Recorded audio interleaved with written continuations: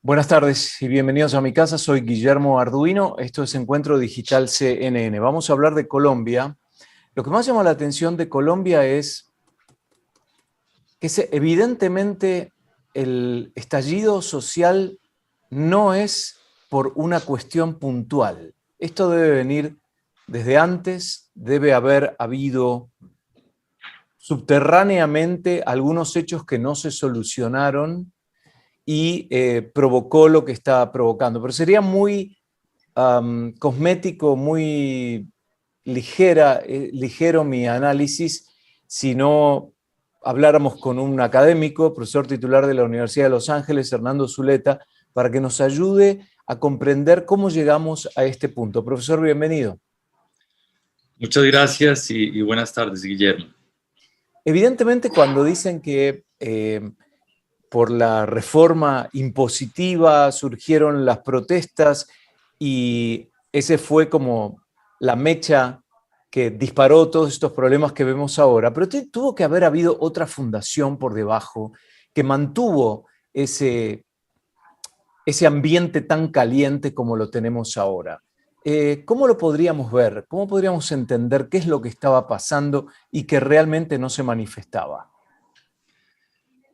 Bueno, probablemente tendríamos que remontarnos a décadas atrás, pero para hacer un poco más corta la historia, desde antes de que empezara la pandemia, hubo una cantidad de movimientos de protesta contra el gobierno, eh, relacionados con una serie de cosas, con la implementación del acuerdo de paz, con la percepción de que era un gobierno digamos que gobernaba solo con los suyos y para los suyos. En fin, había un descontento previo a la pandemia.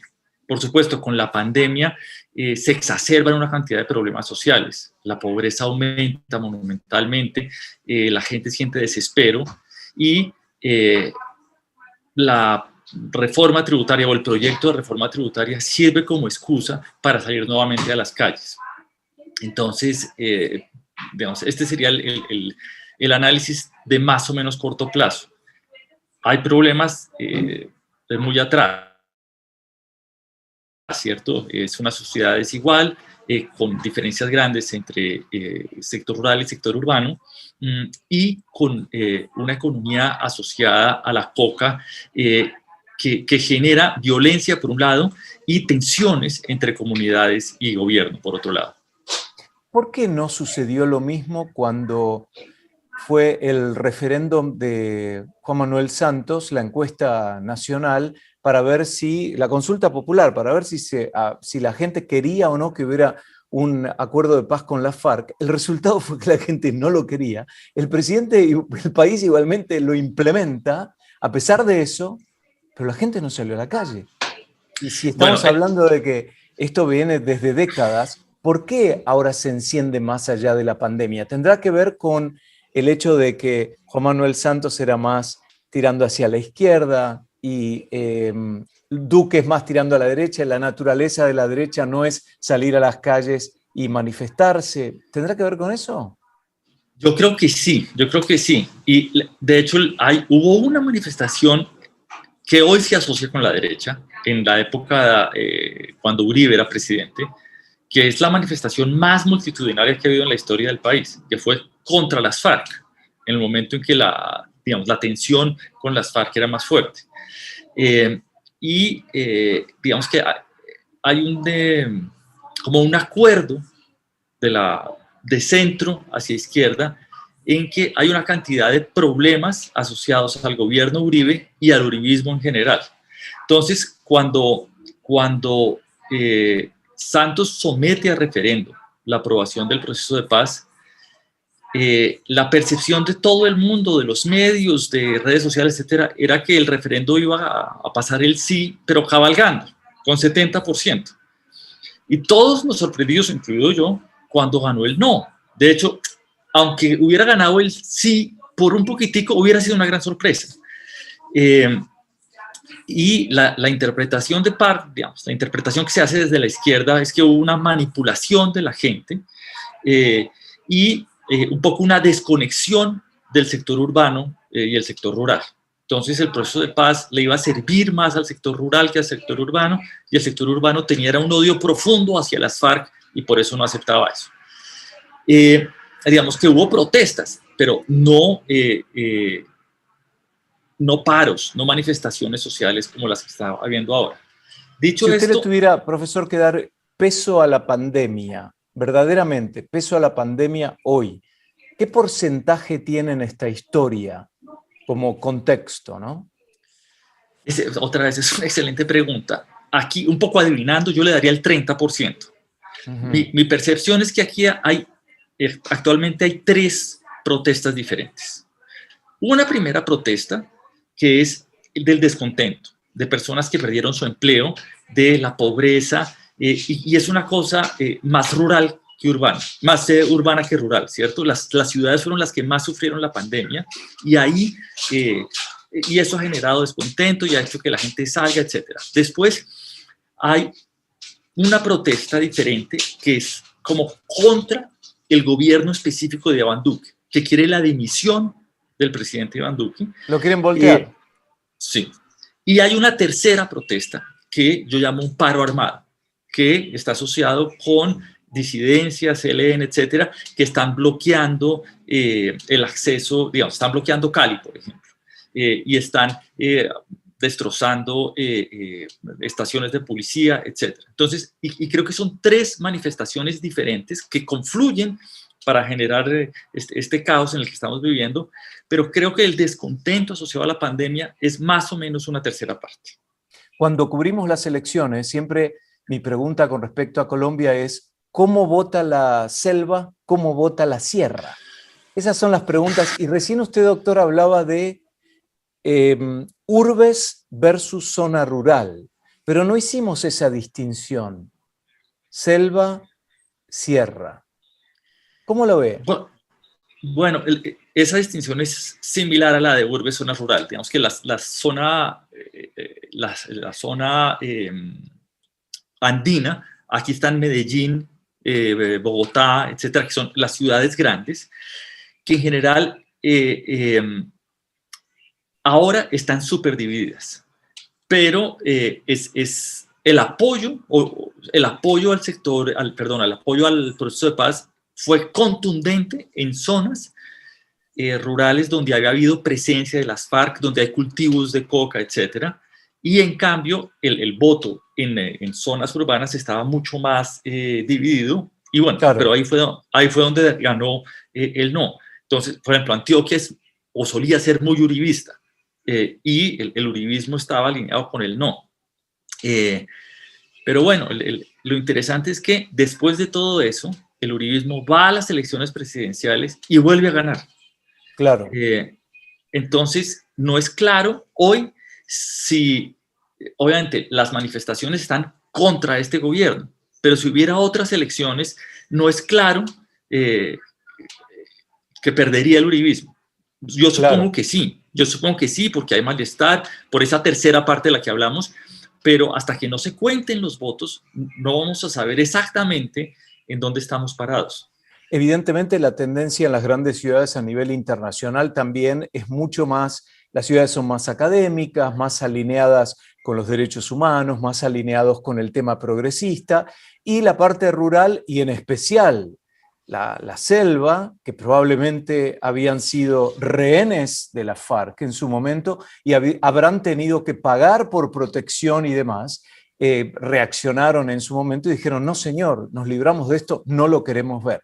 Dejemos por un lado lo que está pasando ahora y miremos hacia el futuro, porque Colombia tiene que resolver este tema. Y cuando vemos el asunto, profesor, por ejemplo, de los derechos humanos, ¿por qué lo vamos a teñir de izquierda? No está bien que la policía abuse, no está bien que la policía dispare, no está bien. Entonces, aún desde el concepto de la derecha, entonces, ¿hacia dónde vamos? ¿Son diferencias irreconciliables o habrá un punto de inflexión? ¿Se necesita liderazgo, doctor, hoy para salir de esto? ¿Hay liderazgo en Colombia? Las preguntas cada vez son más difíciles. Evidentemente hay un problema de legitimidad de las instituciones en general y en particular de las instituciones de seguridad. Entonces, y es es un problema confuso y complejo. Pero lo que vemos masivamente son esas violaciones de derechos humanos por parte de las autoridades. Esa es la señal que está recibiendo la mayoría de la gente. Y eso alimenta el descontento y alimenta, digamos, es como una bola de nieve, se crece el descontento, se crece el problema de legitimidad. Probablemente lo que necesitaríamos ahora es un líder que acuerde una reestructuración, una redefinición de las instituciones, que convoque diferentes sectores y en esa medida que sea legítimo, que tenga un comienzo legítimo por lo menos. Pero es muy difícil porque, bueno, claramente desde el gobierno existe todavía la idea de seguir trabajando con los suyos, y si bien se han abierto vías de diálogo con la oposición, parte de la oposición se niega a hablar con el gobierno porque dice que es un gobierno ilegítimo. No hay hoy un personaje capaz de sentar a todas las partes y ponerlas a dialogar. La gente piensa en gente que fue muy importante en el gobierno de Santos, como los negociadores de paz, pero no, si bien están en una buena disposición, no congregan suficiente gente para, para dar el empujón. De manera que la situación es supremamente compleja. Hablemos ahora de la economía, porque me parece que de alguna forma, cuando hay una crisis económica, por eso la pregunta de la pandemia en un momento, ¿no? Si está vinculada a la economía o no.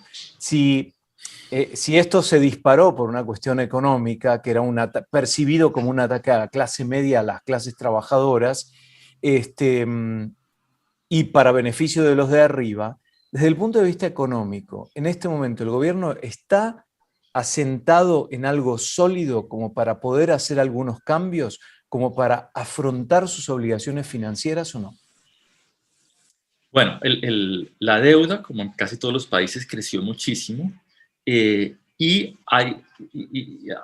el problema del nivel de la deuda no es tan grande, pero el déficit y la imposibilidad de cerrarlo en el corto plazo hacen prever una deuda creciente, y ya las calificadoras de riesgo lo están diciendo, y ya se comercian los bonos del gobierno colombiano como bonos basura. Por eso fue la reforma tributaria que se presentó, que por cierto era una reforma bastante progresiva, con impuesto al patrimonio, con incremento en impuesto a dividendos, etcétera.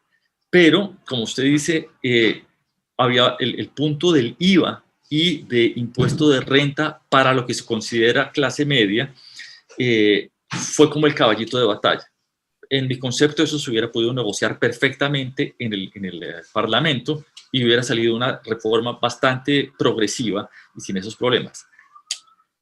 ¿Qué pasa ahora? Pues obviamente el gobierno tuvo que retirar la reforma ante las protestas y se está negociando una reforma, como dirían, descafeinada, una reforma que recauda menos, y eso significa que permite menos gasto público. Parte del propósito de la reforma era extender, hacer permanente un programa de subsidios a la población pobre que llamaron ingreso solidario. Entonces, pues a eso hay que financiarlo, y bueno, y hay que estabilizar las finanzas. Me parece que se está buscando una reforma un poco menos agresiva, que sea aceptable por todos. Creo que esa reforma puede pasar, porque ha habido un esfuerzo de concertación, etcétera. Creo que esa reforma puede pasar. La clave es el diálogo, ¿no, doctor? Porque la clave. Si de golpe la oposición tiene participación, si la juventud tiene un lugar en la conversación, pero el diálogo tiene que venir de los dos lados. De esa forma se va a poder avanzar. De lo contrario, se lo va a ver como conmigo o en mi contra, ¿no? Correcto. Ahora, mi sensación es que esa reforma que están negociando ahora va a pasar, pero no va a ser una solución de largo plazo. Claro. El siguiente gobierno, por el que votaremos en un año, ese siguiente gobierno fresco, digamos, en lo que llaman la luna de miel, debería implementar una reforma apenas entre. Una reforma que se considere legítima, etcétera. Claro, qué interesante el tema de la percepción internacional y la percepción nacional, ¿no? Porque yo recuerdo cuando hacíamos la cobertura de todos estos últimos años en Colombia, yo tengo suficiente edad como para recordar lo que era Colombia en los 80, ¿no? Por ejemplo, y lo que es Colombia hoy, es otro país. Eh, sí, la percepción es fundamental. Por ejemplo, dentro de Colombia se decía que Uribe era un personaje con muchísimo carisma y no Juan Manuel Santos. Internacionalmente se decía lo opuesto, que Juan Manuel Santos era un orador nato y que tenía un manejo del idioma y de los tonos y esto que le daba ese perfil carismático. Y me lleva también a ver que ahora cuando uno lee los comentarios de la gente, por ejemplo, en Colombia se dice que nacionalmente no se le da el mismo tratamiento a la información que se le da a nivel internacional. Y eso tiene que ver nuevamente con el estar dentro del lugar o no. Por ejemplo, nosotros hacemos desde Estados Unidos mucho hincapié al tema de los derechos humanos. Probablemente los medios en Colombia no lo hagan porque tiene otro perfil, otra historia. Entonces, es tan importante ver quién habla y desde qué contexto está viendo la situación y está hablando. Entonces debo preguntarle nuevamente, socialmente en Colombia, ¿hay una grieta que no permite que gente de distintas banderías puedan convivir? En este momento me parece que esa grieta existe. En este momento. Creo que no es así siempre, pero estamos en un momento de polarización bestial. Cuando usted hablaba de los medios de comunicación, aquí hay la percepción de que hay medios de comunicación que son, entre comillas, del régimen y que están defendiendo al gobierno y que están mostrando los abusos o el vandalismo de las protestas, etcétera. Y hay medios de comunicación que son opuestos al gobierno y están subrayando los abusos de autoridad, la falta de liderazgo del gobierno, etcétera. Y si uno mira redes sociales, eso se reproduce. Digamos, todo lo que comparte la gente tiene una afiliación clarísima. Y la comunicación entre estos dos mundos es cada vez menor. Y por supuesto, hay manipulación de información, hay fake news de los dos lados. Y bueno, entre otras cosas, por esto es que necesitamos un líder que sea capaz de convocar grupos amplios y diversos. Claro, un líder que pueda reparar, ¿no? Comenzar a reparar socialmente esta división, cerrar las heridas y empezar a construir. Porque, doctor, es muy difícil cuando uno ve imágenes que evidentemente son auténticas de vándalos entrando a barrios privados o a urbanizaciones privadas, destruyendo todo lo que encuentran en el camino, simplemente porque es una lucha entre el rico y el pobre. O mejor dicho, el pobre violento que atenta contra el rico porque cree que es ladrón. Es decir, realmente es una situación muy, pero muy complicada que necesita que en este momento haya un líder bien claro que ponga las cosas en su lugar y a quien lo sigan, porque la pregunta final tiene que ver ahora con la justicia, doctor. Todos estos hechos que estamos viendo podrán tener su lugar en la justicia y será una justicia objetiva para todos, o realmente no hay confianza en esa institución, el Poder Judicial. Bueno, en realidad la crisis de confianza y de legitimidad le pega primero a instituciones de seguridad como la policía, etcétera, pero también le pega a todas las instituciones. De hecho, de lo que usted hablaba ahora implica que hay cierta escepticismo con respecto a una situación básica que son los derechos de propiedad, ¿cierto? Si no considero que los derechos de propiedad son legítimos, yo entro y tomo. Pero también hay desconfianza en el sistema judicial y me parece que el fiscal general actual cometió un error bastante grande, que fue decir, no, lo que vamos a hacer es, vamos a expropiar los camiones que estén bloqueando las vías. Entonces, con eso se dan dos señales. La primera es, ok, yo quiero destapar las vías, lo cual es legítimo, pero la segunda es, esta protesta no es legítima y lo que están haciendo es actuar en contra de la ley. Mi aplicación de la ley implica expropiar y claramente la respuesta de quienes están en protesta no es, bueno, perdón, yo me tengo que ir, sino es, eso prueba que estas instituciones no son legítimas. Y nuevamente, creo que ha habido un error general del gobierno de no tratar de contar con gente de otras vertientes políticas. El fiscal es el fiscal y no, el gobierno no lo puede remover, pero digamos, el gabinete ministerial sigue siendo un gabinete uribista en general, y probablemente han debido tratar de echar manos de personajes de otros partidos con legitimidad que la oposición pueda ver como interlocutores válidos. Evidentemente, cuando empezamos a hablar en este último tramo de la entrevista del tema de construir, ¿no? Y cómo encaramos la solución como ciudadanos del mundo de lo que está enfrentando Colombia ahora, nos encontramos con todas estas cuestiones que se resolverían con un liderazgo claro y con un acercamiento y con diálogo. Esperemos que así sea. Le queremos agradecer al profesor Hernando Zuleta, profesor titular de la Universidad de los Andes, por habernos concedido estos minutos. Gracias, doctor. Muchas gracias a ustedes por la invitación y esperemos que se nos resuelva esto más pronto que tarde. Ojalá así sea. Soy Guillermo Arduino, esto es Encuentro Digital CNN. Hasta la próxima.